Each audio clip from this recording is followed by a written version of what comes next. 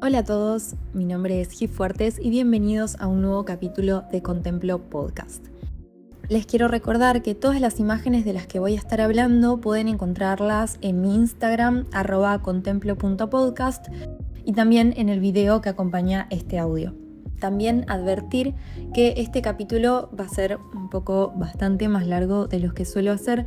Primero porque es uno de mis movimientos artísticos favoritos y también porque me parece un punto clave si alguien quiere empezar a saber sobre historia del arte. Me parece que arrancar por el impresionismo realmente da una perspectiva bastante amplia de la historia del arte y las dinámicas del arte en sí.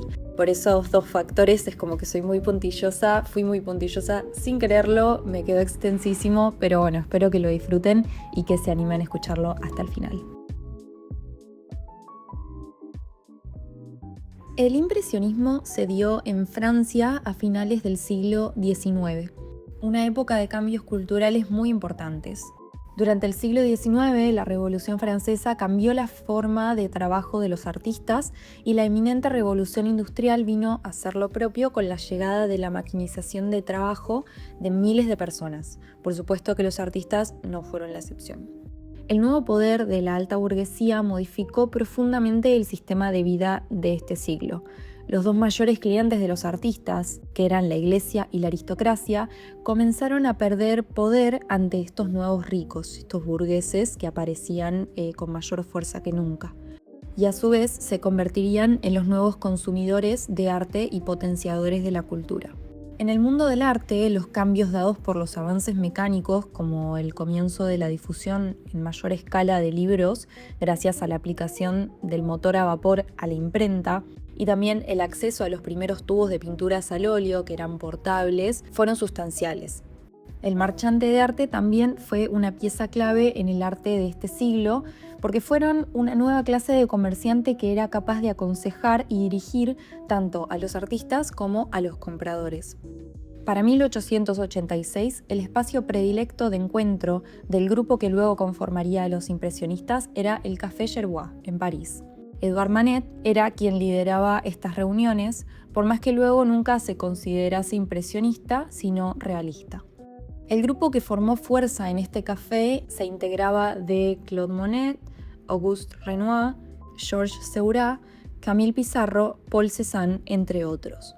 Los pintores tuvieron los mismos intereses pictóricos, mismos puntos de partida y una concepción semejante de lo que debería ser la pintura, pero si bien hoy los reconocemos como tal, nunca fueron un grupo formal, ya que nunca generaron manifiestos teóricos.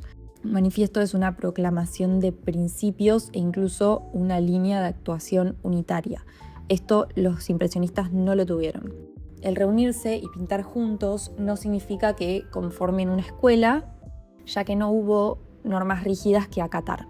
Lo que sí lograron formar fue un estilo y eso es de lo que vamos a hablar hoy. El impresionismo se presenta como una culminación de experiencias anteriores, sabiamente combinadas y con unos resultados diferentes, lo que hará que se convierta en el origen de movimientos europeos posteriores. A los impresionistas les importaba, por sobre todas las cosas, representar lo que uno ve. En este tema podemos mencionar a uno de sus precursores, cuya obra merece un capítulo aparte. Estoy hablando de John Constable, quien es recordado como uno de los mayores paisajistas británicos. El artista tiene una cantidad interesante de obras de estudio del cielo, obras en las que, con pinceladas rápidas y vivaces, logró crear representaciones tan fieles al original que años más tarde expertos pudieron determinar el lugar y tiempo exactos en el que fue pintado cada cuadro debido a las condiciones meteorológicas de las nubes. Eran obras hechas de manera rápida y que carecían de contenido alegórico, enfoque que sus contemporáneos consideraban radical, ya que en aquel momento las obras de temáticas religiosas y mitológicas eran las más comunes, con un profundo contenido alegórico. Imagínense que hacer algo, pintar unas nubecitas, era como un cambio bastante profundo, valga la redundancia. El estudio directo en el lienzo y de manera intuitiva y fiel a la realidad lo ubica entre los precursores de la pintura impresionista en este aspecto. También el pintor realista Gustave Courbet se propuso en 1855 el ser un discípulo de nadie más que de la naturaleza. La sinceridad era la mayor premisa de este artista, lo que le importaba, el ser sincero. Edouard Manet y sus amigos hallaron que la pretensión del arte tradicional de haber descubierto el modo de representar la naturaleza tal como la vemos descansaba en una concepción errónea. Este grupo llegó a la conclusión de que el modelo de enseñanza de las academias en cuanto al uso de la luz era incorrecto debido a que todo cuadro era pensado como si se estuviese realizando dentro de un estudio. Las gradaciones dadas por el modelo de pintura gradual, o sea, de luz a sombra, no era el que se veía en la vida real, en la naturaleza. Las partes iluminadas parecen mucho más brillantes que en el estudio y las sombras no son uniformemente grises o negras en la naturaleza. Por las observaciones previas de Courbet, los impresionistas descubrieron que si contemplamos la naturaleza al aire libre, no vemos objetos particulares, cada uno con su propio color, sino más bien una mezcla de tonos que se combinan en nuestros ojos. Como Constable y Courbet, también podríamos mencionar como antecesores del impresionismo a Corot, Boudin, Schoenheim y Turner en el paisajismo o Delacroix en el color. Edouard Manet, con A, importante referencia, fue un parisino burgués sin el cual el impresionismo como lo conocemos nunca hubiese existido. Este señor fue el que encendió la llama de los jóvenes impresionistas con sus ideas de mirar la realidad contemporánea sin ojos de prejuicios y captarla con frescor y soltura. Manet no buscaba la revolución en el arte y vanagloriaba, de hecho, a artistas como Velázquez y Goya, pero en sus obras comenzó a incursionar en acciones como la eliminación del tan aclamado claroscuro, una técnica que genera efecto de contrastes entre la luz y la oscuridad. Con esta eliminación del claroscuro también se borra la volumetría y las sombras densas. Con las primeras apariciones de las obras de Manet en el Salón de los Rechazados en París, una de las quejas o críticas principales era que las obras parecían sin terminar. Siguiendo las intenciones de Manet, sabremos que en el aire libre y a plena luz del día, las formas voluminosas a veces parecen planas por la falta de sombreados. El acercamiento de los impresionistas se dio gracias a su rechazada obra Almuerzo sobre la hierba de 1863. El artista se inspiró en un grabado de Rafael y le hizo pertinentes variaciones. La obra presenta a dos hombres vestidos muy elegantemente, teniendo un almuerzo en el bosque. En el plano trasero hay una mujer cubierta por una tela blanca en un lago, como lavándose, en una posición poco normativa. Lo que más nos llama la atención de este cuadro es la mujer desnuda que se encuentra sentada al lado de uno de los hombres, que mira al espectador de forma muy cómoda y por su desnudez genera la sensación contraria en quien la mira. Desafiando las expectativas morales y estilísticas de la academia, Manet se convirtió en una especie de mesías para estos jóvenes. Me parece un buen momento mencionar que no hay que confundirse Manet con A, quien fue precursor y nunca se consideró impresionista, con Monet con O, quien será considerado el impresionista por excelencia. Otro artista importantísimo para la proliferación de este género, pero que tampoco se consideraba impresionista, fue Degas. Edgar Degas fue mayor que los impresionistas en edad, pertenecía de hecho a la misma generación que Manet con A, y aunque se negaba a llamarse a sí mismo con el nombre del grupo, simpatizó con la mayoría de sus integrantes y desarrolló gran parte de su obra junto a ellos. Degas estaba profundamente interesado por el trazo y el dibujo. Buscó la experimentación con los ángulos de sus composiciones, cosa que lo llevaría a interesarse por el ballet y las bailarinas más que por la naturaleza. No existe nada anecdótico, no hay un motivo en los cuadros de Degas. Las bailarinas le interesaban de la misma manera que un paisaje a Constable y luego a los impresionistas. Lo que le importaba era el juego de luz y sombras que se daban sobre las figuras humanas. Todos hoy en día conocemos alguna bailarina de Degas.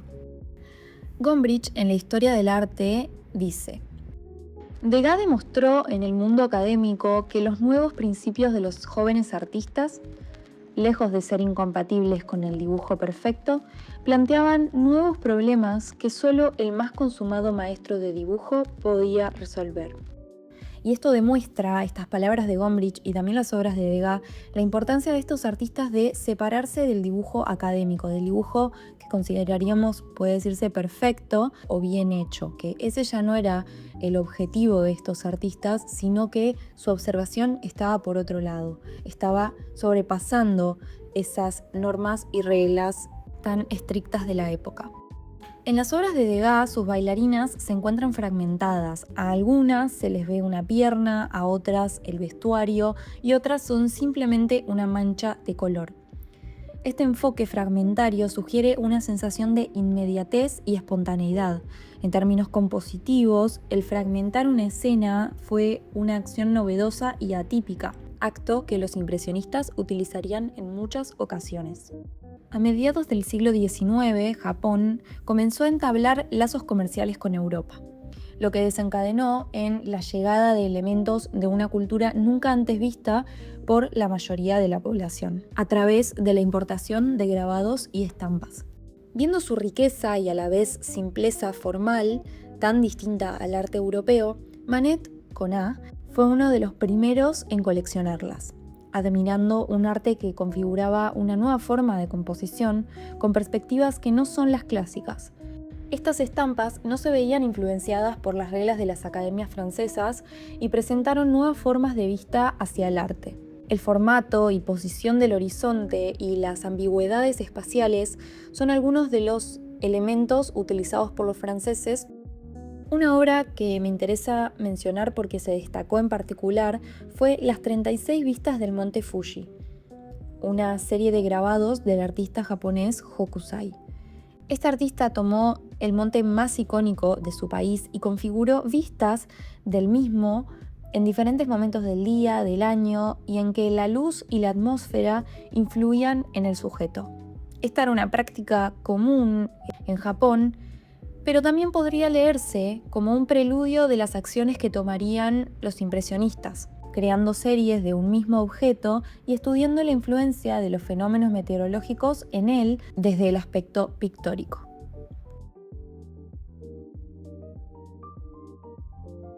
El 15 de abril de 1974, en la casa taller del fotógrafo Nadar, se presentó la exposición de la Sociedad Anónima de Artistas, Pintores, Escultores, Grabadores, etc. En París, el lugar más prestigioso para colgar obras era el Salón, la exposición oficial de la Escuela de Bellas Artes de la capital francesa. Esta institución era manejada por la Academia de Bellas Artes y premiaba al artista que de mejor manera cumpliera con sus estándares con la medalla de oro del salón y una dote anual. Los jurados de dicho salón eran tan conservadores y tradicionalistas que en el año 1863, 11 años antes de la exposición de esta sociedad, se creó el Salón de los Rechazados, debido a la cantidad de obras que no fueron aprobadas por no llegar a los estándares esperados. Este fue el salón donde se colgó esa obra que les mencionaba de Manet, Almuerzo sobre la hierba. Este salón se creó debido a la cantidad de obras que no fueron aprobadas por no llegar a los estándares esperados. O sea, imagínense la cantidad de obras que realmente quedaban afuera de este salón, que tuvieron que crear uno aparte. Para los espectadores, este nuevo salón sirvió en aquel momento como una especie de lugar al que ir a reírse de artistas no admitidos. Muchos artistas jóvenes estaban en contra del completo dominio que ejercía la Escuela de Bellas Artes. Lo tradicionalista y casi imposible de acceder al salón y la burlesca creación del Salón de los Rechazados llevó a que el ambiente artístico parisino tomara cartas en este asunto y comenzara sus propias exposiciones privadas, alejadas de la escuela. La Sociedad Anónima de Artistas, Pintores, Escultores, Grabadores, etc., no iba a ser la excepción de este movimiento y recurrió aquel abril a llamar al público a ver su arte. Hay una obra que es considerada la fundacional del impresionismo. El artista Claude Monet con O, y a partir de ahora voy a mencionar mucho más a Monet con O que a Manet con A, había creado su obra Impresión, Sol Naciente, en 1872. Este cuadro es una imagen del amanecer en el puerto Havre, en el cual una esfera roja se destaca representando a un sol de madrugada, y con pinceladas rápidas y marcadas, Monet representa los colores de ese amanecer: violetas, azules y naranjas. Un par de árboles y 3 pequeños barcos que se van perdiendo entre las tonalidades del agua y del cielo. Con pocos recursos, Monet crea una obra espontánea, subjetiva y de rápida ejecución. Este fue el primer cuadro que lo llevó a posicionarse como el pintor impresionista por excelencia. Sin el Diario del Lunes, el crítico de arte Louis Leroy intentó mofarse de la obra de Monet en su artículo sobre la exposición, llamando al grupo de artistas impresionistas, de forma despectiva, como dando a entender que una impresión no tenía suficiente calidad ni finalización como para recibir la categoría de arte. En su artículo decía: impresión, ya lo decía yo. Puesto que estoy tan impresionado, es que aquí debe haber impresión. Y qué libertad, qué maestría en la técnica. El papel de la pared en estado embrionario está mejor pintado que esta pintura. Estos cerriles, estos salvajes obstinados desdeñan, ¿es pereza o impotencia terminar sus cuadros? Se limitan a dar unos brochazos para representar sus impresiones, farsantes, impresionistas. Esta experiencia fue la que finalmente le dio nombre al movimiento naciente, pero la palabra impresión estuvo rondando entre los artistas hacía tiempo. El biógrafo de Manet, Antonin Proust, ha mencionado que el artista había utilizado esta palabra con frecuencia para describir lo que pintaba desde 1850, casi 25 años antes de esta exposición. La respuesta de la crítica no fue la esperada por un tiempo. Con ocasión de una subasta de cuadros del grupo, el crítico del diario El Figaro, Albert Wolff, decía: la impresión creada por la obra de estos impresionistas es exactamente la que produce un mono cuando se apodera de una caja de colores. Los ánimos internos del grupo, con estas malas críticas, decayeron en peleas y problemas. A pesar de estos fracasos, en 1876, 2 años después, se realizó una nueva exposición del grupo, que nuevamente resultó en comentarios negativos. El mismo Wolff dijo esta vez: la calle de Le Petier está en desgracia. Después del incendio de la ópera, un nuevo desastre cae sobre el barrio, referenciando la localización de esta exposición. El año siguiente, el grupo volvió con una tercera exposición que trajo más problemas internos que las 2 anteriores. Las exposiciones siguieron hasta 1886 y los problemas también. 12 años después de aquella primera exposición, el grupo, que ya no se parecía mucho al original por la ida y llegada de miembros, se disolvió oficialmente. Pero el fracaso del principio de estas exposiciones no quiere decir que los artistas hayan tenido que guardar sus obras en algún rincón. De hecho, todos podemos ver hoy en día el gran éxito que han tenido estos artistas. Se dice que no hubo artista impresionista que muriera pobre. Paul Durand-Ruel fue una parte importante del logro de venta de los impresionistas. Durand-Ruel fue una figura clave para el desarrollo del impresionismo. Su visión y compromiso con el movimiento y sus integrantes fueron esenciales para su difusión. En una época en la que los impresionistas eran rechazados por las instituciones académicas y despreciados por gran parte del público y la crítica, Durand-Ruel fue su mejor defensor, ayudando a establecer la reputación de artistas como Claude Monet, Renoir y Camille Pissarro. Durand-Ruel implementó un enfoque innovador para promover a los impresionistas, adquiriendo grandes lotes de sus obras y organizando exposiciones internacionales en ciudades como París, Londres y Nueva York. En 1886 llevó a Nueva York una amplia muestra de arte impresionista, que resultó ser un éxito rotundo y contribuyó a consolidar el reconocimiento del movimiento en los Estados Unidos. donde los coleccionistas empezaron a adquirir sus obras. Este respaldo financiero y moral fue crucial para la supervivencia de los artistas impresionistas, muchos de los cuales atravesaban en ese momento dificultades económicas. La experiencia de la pintura impresionista estuvo desde un comienzo muy relacionada a la fotografía, considerando que su primera exposición fue en la casa de un fotógrafo, Nadar. En sus comienzos, la fotografía se empleó principalmente para los retratos, pero requería una exposición muy larga y los modelos debían estar totalmente quietos durante todo este tiempo. La evolución de la cámara portátil e instantánea se dio aproximadamente en los mismos años que la pintura impresionista. La cámara dio una nueva visión y las personas encontraron un encanto nuevo en estas vistas fortuitas y los ángulos de visión inesperados. La pintura entonces ya no necesitaba generar este aspecto fiel y real, casi histórico, porque le delegó esa función a la cámara, que lo hacía mucho más rápido y de forma más barata. Este fin utilitario de la pintura estaba llegando a su fin, y los artistas se vieron forzados a explorar incesantemente regiones a las que la fotografía no había podido seguirles el paso. Por ejemplo, el color.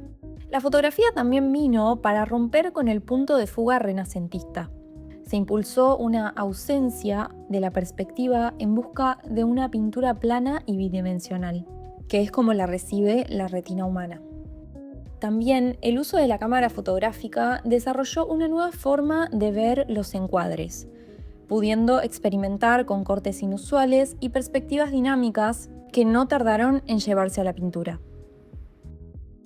Hay quienes creen que el impresionismo asimiló y perfeccionó los defectos de la fotografía, como el desenfoque y la falta de nitidez debida a lo primitivo de las cámaras de ese momento. Encuentro similitudes en el hecho de que los impresionistas desarrollaran los cuadros de manera tan rápida, de la misma manera que las fotografías eran realizadas, y el resultado podría ser de igual manera borrosa e imprecisa. La instantaneidad es algo que hoy es moneda corriente, pero en aquel entonces, cuando todo llevaba su requerido tiempo, el poder frenar el tiempo en un momento exacto fue un cambio de perspectiva muy grande. Para tomar dimensión, existen cuadros de la era prefotográfica de artistas tan grandes como Theodore Géricault, en la que los caballos galopantes eran representados de la misma manera en la que corre un perro, estirado completamente, con las piernas delanteras estiradas hacia el frente y las traseras hacia atrás. No fue hasta que empezaron a tomar fotografías de caballos en la que se tomó conciencia real y general de cómo era realmente el cabalgar de estos animales. No todos los artistas, ni en todas sus obras, representaban así a los caballos, pero fue así como la fotografía empezó a permitir una observación permanente de un momento fugaz.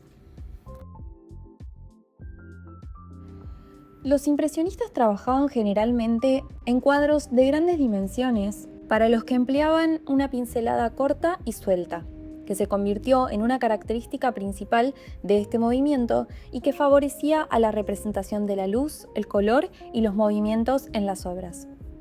Esta pincelada no solo permitía completar los cuadros en tiempos más rápidos, sino que también les permitía experimentar con el color. La paleta de los impresionistas era vibrante y luminosa, evitaban mezclar los colores en la paleta más de lo necesario, generando las imágenes a partir de colores separados más que de la difuminación de un color en otro. Esto permitía que los colores se fusionaran en el ojo del espectador. La vaguedad de los detalles era congruente con la idea que tenían estos artistas sobre cómo debía verse la naturaleza, no de manera exacta y concreta, sino imperfecta y rápida. Ellos descubrieron que los colores no son inmutables y que la incidencia de la luz es determinante. Plasmaron los colores tal y como los veían, sin que les importe el color que objetivamente tenían las cosas. Hay un escritor y crítico, John Ruskin, a quien me gustaría mencionar en relación a esto. Ruskin decía: todo el poder técnico de la pintura depende de nuestra recuperación de lo que podría llamarse la inocencia del ojo, es decir, una especie de percepción infantil de estas manchas planas de color, meramente como tales, sin conciencia de lo que significan, como las vería un ciego si de repente le otorgaran la vista. Y a su vez Cézanne dijo: veo en manchas, y aconsejó que el pintor debería ser como un hombre que acaba de nacer. La inocencia del ojo que proponía Ruskin, esta percepción pura e inmediata, encaja perfectamente con la idea de que los impresionistas buscaban plasmar una experiencia visual directa, no una representación objetiva o racionalizada de la realidad. Al evitar los contornos definidos y las mezclas perfectas, los impresionistas lograban que las manchas y los contrastes de color transmitieran la luz y la atmósfera, permitiendo que el espectador completara la imagen con su mente. Cézanne, en su afirmación de ver en manchas, refuerza esta idea de una visión primordial, libre de preconceptos, donde cada fragmento de color y luz es captado en un estado más puro. Este enfoque evidencia cómo los impresionistas se apoyaron de una percepción casi científica de la luz y del color para alimentar una revolución profundamente artística. Se cree que los impresionistas, en un comienzo, no utilizaron las novedosas teorías del color como influencia en sus obras. Pero igual me parece importante mencionar la teoría de Chevreul, que no tengo idea de cómo se pronuncia bien, que sentenciaba que los colores primarios, amarillo, rojo y azul, y los colores secundarios, naranja, verde y violeta, eran complementarios entre sí, lo que hacía que se intensificaran mutuamente al situarse cerca. Propuso también que los colores variaban en su calidez dependiendo de los colores circundantes. El estudio que planteaba estas situaciones fue publicado en Francia en 1838. El impresionismo original no utilizó esta teoría, aunque el tipo de pincelada hubiera sido perfecta para su exploración. Seurat, una vez disuelto el grupo, exploraría con ella la teoría del puntillismo. Desde finales de los años 1870, Pissarro comenzó a transicionar sus obras hacia pinturas más coloristas, cosa que atribuía a su comprensión de la ciencia de la óptica. En muchas de sus obras de la época se puede ver cómo el artista se centra en el modo en que los colores complementarios, o sea, naranja y azul, violeta y amarillo y verde y rojo, se intensifican el uno al otro. Acá sí pareciera que Pissarro se vio influido por el trabajo de Chevreul. En su obra Vista desde mi ventana, de 1886, el artista utilizaba tonos verdes vibrantes en la mayoría de la superficie del cuadro y se encarga de contrastar la composición con un techo rojo que parece que se escapa del cuadro. En una carta a su marchand, Durand-Ruel, comenta que también está siguiendo otra teoría del color, similar a la anteriormente mencionada, que recomienda un rojo purpúreo para completar la paleta que estaba trabajando. El color de la Tierra en esta obra es ese mismo tono. Esta teoría era llamada mezcla óptica y fue desarrollada por el físico estadounidense Ruhl. Según Pissarro, su ventaja radicaba en que su resultado generaba luminosidades mucho más intensas que con las mezclas de pigmentos. La explicación en detalle de las minuciosidades y diferencias entre las vanguardias de color no son el punto en el que quiero que nos detengamos en este razonamiento, más bien en el interés de Pissarro por esta temática y sus reflexiones que llegó a discutir con Durand-Ruel, ya que considero que si decidió charlar con su consejero artístico sobre estas temáticas, debía ser porque de verdad le atraían e importaban. La pintura al aire libre fue uno de los principales mandamientos impresionistas. El representar entornos rurales y urbanos al salir con el caballete al hombro era una práctica cotidiana para estos artistas. La experiencia de crear un cuadro impresionista sería algo como tomar el caballete, los óleos, pinceles y un banquito y explorar en la ciudad o en el campo algún punto de interés. Tal vez el comienzo de la pintura no sería inmediato. Esperar a que la luz pegue de cierta manera en los objetos cambiaría totalmente la experiencia del cuadro. Una vez elegido el momento digno de la pintura, con pinceladas rápidas y vigorosas, se dejarían de ver los objetos como masas corpóreas para elegir llevarse por la experiencia de los colores y las sensaciones. Los impresionistas van a comprobar que en la mirada au plein air, al pleno aire, fuera de las deformadoras convenciones del taller, la realidad se convierte en una experiencia de fenómenos ópticos, de manchas cromáticas y luminosas. La perenne fugacidad y el continuo fluir por efecto de la luz es lo que importa representar. Los impresionistas buscaban anteponer la sensación al conocimiento. Utilizaban una paleta clara y luminosa, eliminaban el negro puro de su paleta y comprueban que las sombras son color y transparencia. Esta revolución en la forma de ver y mirar fue la que el público no logró comprender desde un comienzo. Los críticos y espectadores se vieron desconcertados por la disociación entre la integridad de los tonos. La yuxtaposición de pequeñas manchas cromáticas, el contraste de colores por complementarios que se exaltan mutuamente. Las impresiones han sido fundamentales en este arte, pero hay otro concepto que también cumple una función personal trasladada a lo artístico, que son las sensaciones.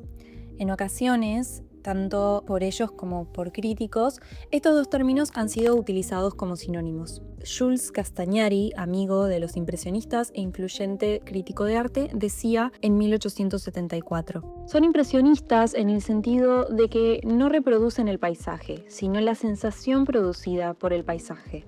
Era práctica corriente para los impresionistas el reunirse en un mismo sitio a pintar el mismo motivo. Claude Monet y Auguste Renoir representaron La Grenouillère en 1869, un balneario de París bastante frecuentado en ese momento. Este balneario se convirtió en un lugar emblemático para el movimiento impresionista, cuyos artistas disfrutaban por la cantidad de luz, los dinamismos del agua y la concurrencia de la vida moderna que configuraban un espacio idílico para su representación. Observando con sensibilidad, podemos ver a qué objetos los artistas dan mayor interés. En la obra de Monet, los reflejos de agua dan una impresión casi realista. Con pinceladas simples, pero eligiendo los tonos de manera maestra, desarrolla una escena atrapante. Mientras que los hombres y mujeres en la escena de Monet son un par de pinceladas, en el cuadro de Renoir podemos diferenciar sus prendas y, aunque son mayor cantidad que en la obra de su compañero, la sensación de poder diferenciarlos a cada uno de ellos existe.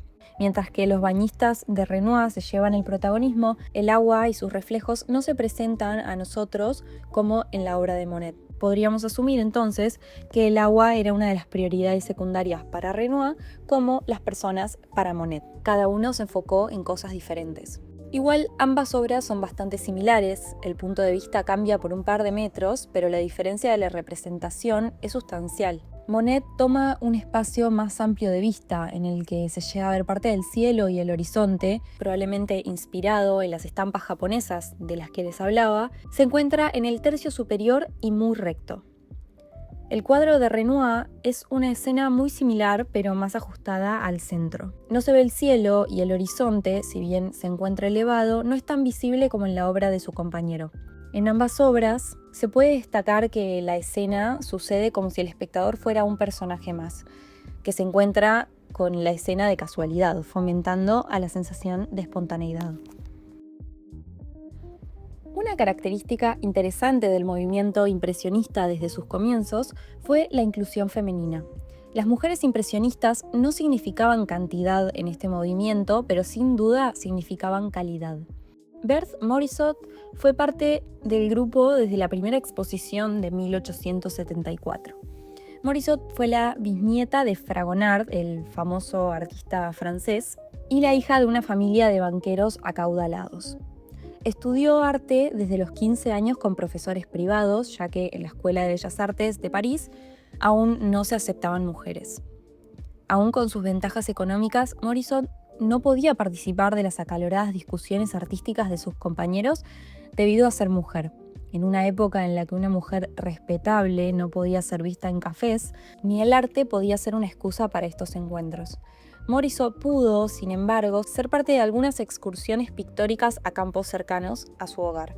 El estilo de vida de Morisot en particular y de las impresionistas en general era tan diferente al de sus compañeros varones, esto dado por las expectativas sociales de lo que era una esfera apropiada para una mujer.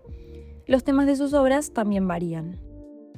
Las artistas pintaban casi exclusivamente espacios considerados como suyos, propios, siendo estos la casa, su extensión en los barrios circundantes y los pocos lugares urbanos que las mujeres podían compartir con los hombres, como el teatro y la ópera, por ejemplo. Teniendo esto en cuenta, las obras de artistas femeninas terminaban por recluirse en su mayoría a imágenes de interiores, cotidianas, de niños o madres e hijos. y aunque debo admitir que son de mis favoritas dentro del género por su calidad, continúan con el estereotipo tan clásico de que una mujer debe permanecer dentro de casa. Pero, por supuesto, no podemos culpar a estas artistas, sino que son las circunstancias en las que les tocó desarrollarse. La misma Morissot dijo en una oportunidad: "No creo que haya existido nunca un hombre que trate a una mujer como su igual, y eso es todo lo que hubiera pedido, porque sé que lo valgo".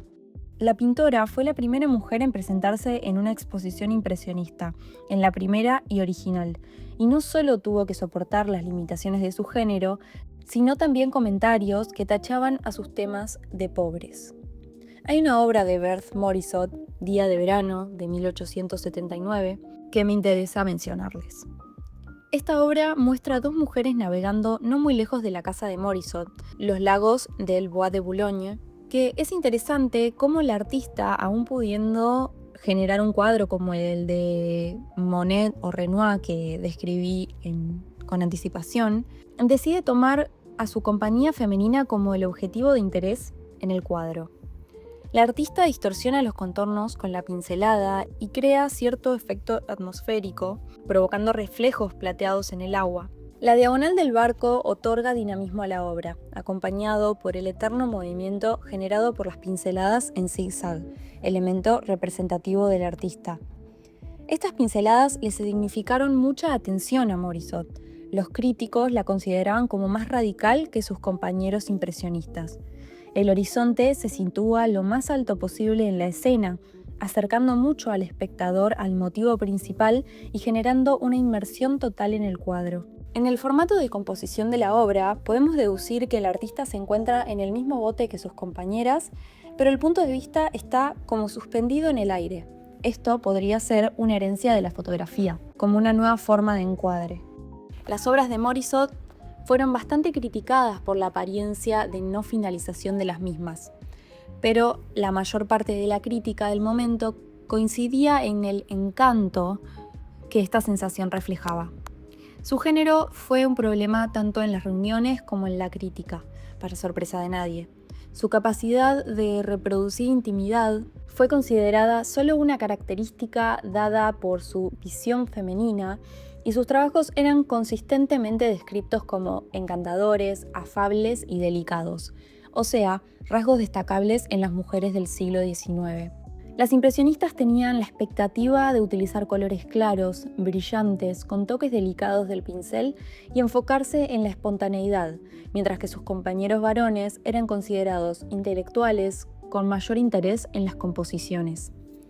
Por supuesto, no hay nada de malo con las descripciones dadas a los cuadros de Morisot, pero sí es evidente la diferencia que se hacía entre ella y sus compañeros. Mary Cassatt fue la primera estadounidense en comprometerse con el impresionismo, gozando de un gran respeto en París.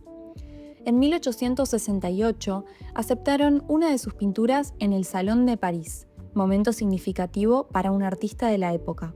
Pero fue recién en 1874 cuando un encuentro con Degas llevó a la pintora a interesarse por un nuevo estilo pictórico, vanguardista. A pesar de nunca haber tenido hijos, Cassatt pintó sobre todo el tema de la madre con el niño, sin aportar mucho sentimentalismo y ateniéndose a la consigna impresionista de pintar lo que se ve. Una de sus pinturas, Desayuno en cama, captura con maestría este enfoque. Pintada en 1897, la obra muestra a una madre y a su hijo en un momento íntimo y cotidiano. La madre está recostada con una expresión que parece balancearse entre el cansancio y la ternura, mientras el niño, sentado a su lado, parece perdido en sus propios pensamientos. La pincelada es ligera y suelta, pero no se pierde en el caos. Todo está cuidadosamente compuesto. Los tonos suaves, predominantemente blancos y pastel, envuelven la escena en una atmósfera calma y cálida que contrasta con el dinamismo usual de las obras impresionistas. Cassatt no idealiza ni dramatiza. Aquí no hay gestos exagerados ni expresiones impostadas. Es un instante robado de una rutina diaria. La madre no sonríe y el niño tampoco interactúa directamente con ella. Sin embargo, en la disposición de sus cuerpos, en cómo el brazo de una madre descansa cerca del niño y en la cercanía misma de ambos, se percibe una conexión profunda, una intimidad que no necesita palabras para ser entendida. Como ya dije, Monet es considerado el padre del impresionismo, y esto se refleja en su interés especial por los efectos atmosféricos, explorados a través de sus series.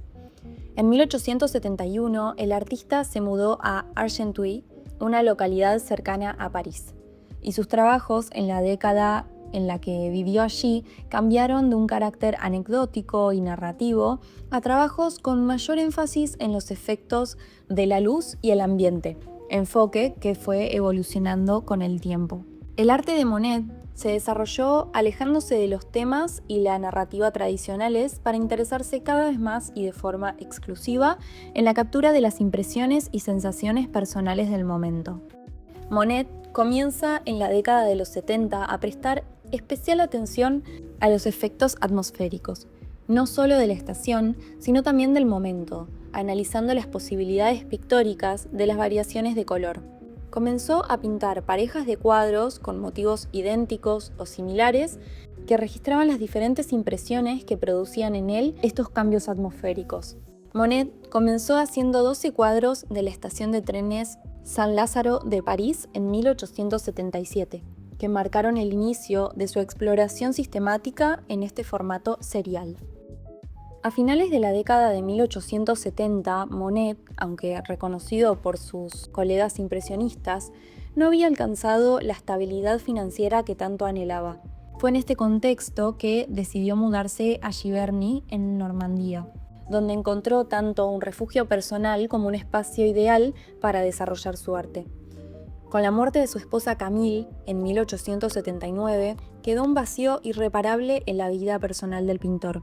En 1883, con su nueva esposa, Alice Hosquede, y sus hijos, se mudaron a Giverny, donde Alice, con su papel de madre y compañera, ayudó a que Monet pudiera concentrarse en su trabajo sin las preocupaciones cotidianas. En Giverny pudo crear la que sería su obra más emblemática, su jardín, que pronto se convertiría en la musa central de muchas de sus pinturas más importantes. Juntos, Alice y Claude compartieron un hogar lleno de niños, un total de 10, y la atmósfera cálida de la casa y el jardín se reflejaría en muchas de sus obras. A medida que los años pasaron, la vida de Giverny se convirtió en una rutina más estable, lo que permitió que Monet se dedicara completamente a la pintura y a la mejora continua de su jardín, que fue diseñado para ofrecer una constante fuente de inspiración. Los jardines de Giverny están disponibles para el público hoy en día a 1 hora de París, donde se puede pasear por el lugar que inspiró a Monet a crear una parte sustancial de su obra.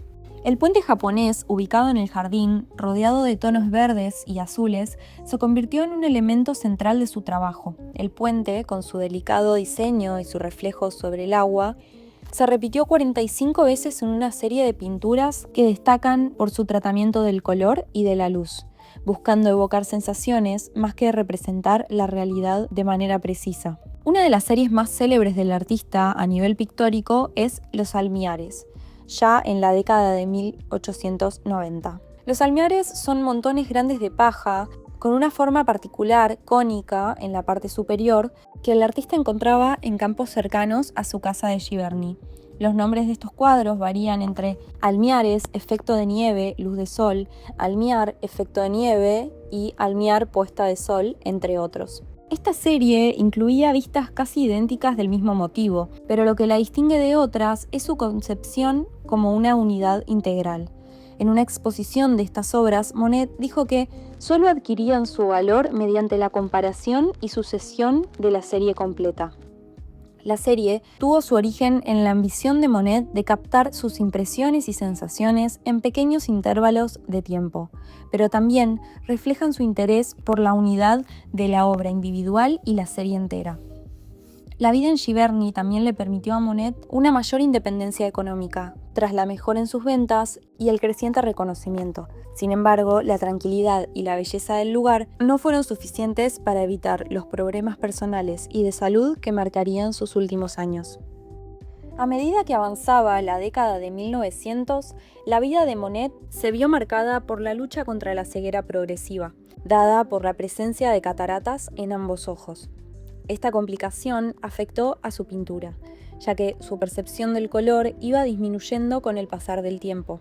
Esto se puede ver en la progresividad de sus obras de la época. Durante estos años, los temas de sus obras se centraron cada vez más en los nenúfares de su jardín, un sujeto que pasaría a ser el eje central de su producción artística de los últimos años de su vida. Los nenúfares son plantas acuáticas que, con su superficie acuosa, que reflejaba el cielo, las nubes y los árboles circundantes, ofrecían una paleta única y una forma de capturar la luz que fascinaba a Monet. El agua, los reflejos y la reunión de los colores tomaron una mayor importancia en su obra, reemplazando las formas fijas de sus primeros paisajes, como el puente.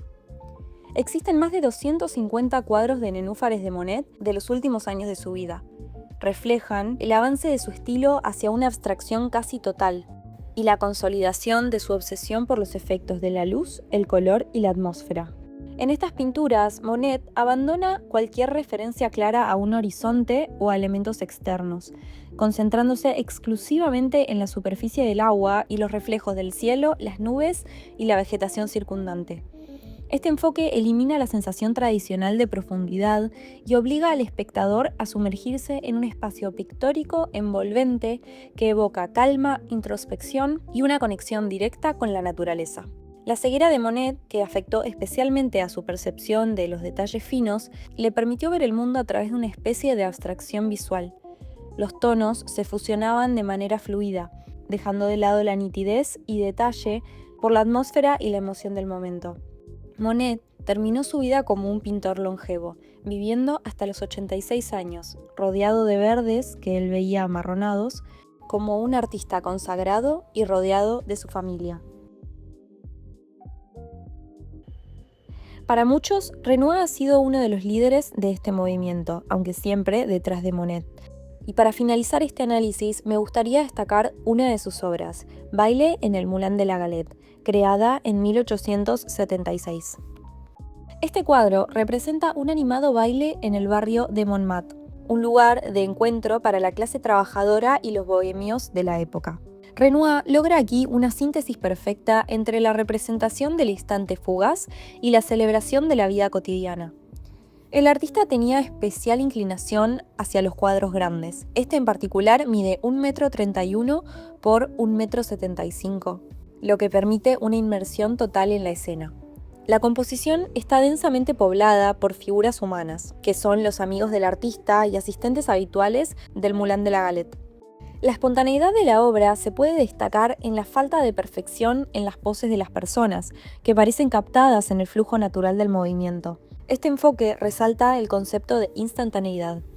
Renoir se destaca de sus compañeros por priorizar la vida citadina ante los cuadros de la naturaleza. Renoir utiliza una iluminación tamizada que parece filtrarse a través de los árboles. Las sombras y los reflejos de la luz solar generan destellos en las ropas y los rostros, creando un efecto vibrante. Esta representación de la luz en movimiento es lograda mediante la pincelada suelta, que da dinamismo a la escena sin perder su delicadeza. A mis ojos es impresionante el efecto que el artista logra con la orientación de sus pinceladas, de constante movimiento y naturalidad. La sensación del entorno se logra difuminando a los personajes, creando un efecto de aire alrededor de ellos. La alegría que encarna es lo que la convierte en una de las obras más importantes del impresionismo. La paleta cromática es luminosa y cálida, dominada por tonos de azul, rosa, beige y blanco, que sugieren tanto el calor del día como la alegría despreocupada de la reunión.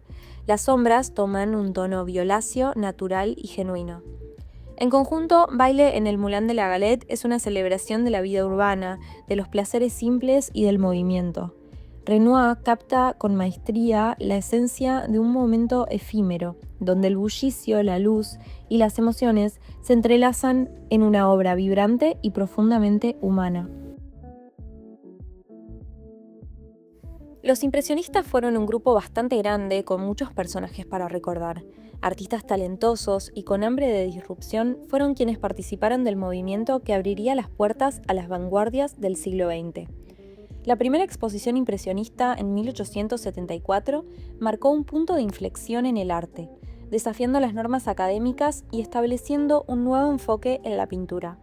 Los artistas como Monet, Renoir, Pissarro, Morisot, Sisley, Caillebotte, Cassatt, Basile, Guillaumin, entre otros, rechazaron las representaciones exactas de la naturaleza, optando por capturar la luz, el color, la atmósfera de manera más dinámica y subjetiva. La crítica inicial fue dura, con comentarios despectivos, pero la intervención de figuras como Paul Durand-Ruel fue crucial para la difusión y aceptación del movimiento. La cantidad de aspectos que han influido en las diferentes obras de los variados artistas del impresionismo son una señal de que este estilo llegó en el momento correcto, en el lugar indicado para cambiar la historia del arte. Para Monet, el valor del arte residía en su poder para perdurar. A pesar de sus inicios difíciles, el impresionismo dejó un legado perdurable, transformando la percepción del arte y mostrando el mundo como un fenómeno de constante cambio.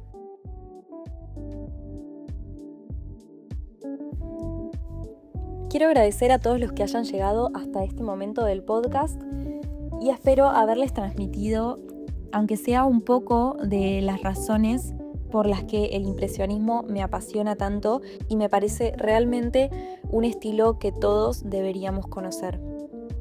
Les vuelvo a recordar que todas las imágenes que haya mencionado van a estar disponibles en mi Instagram, @contemplo.podcast, y también en el video que acompaña este capítulo, tanto en Spotify como en YouTube. Sin más que decir, vuelvo a agradecerles y me despido hasta el próximo capítulo. Muchas gracias.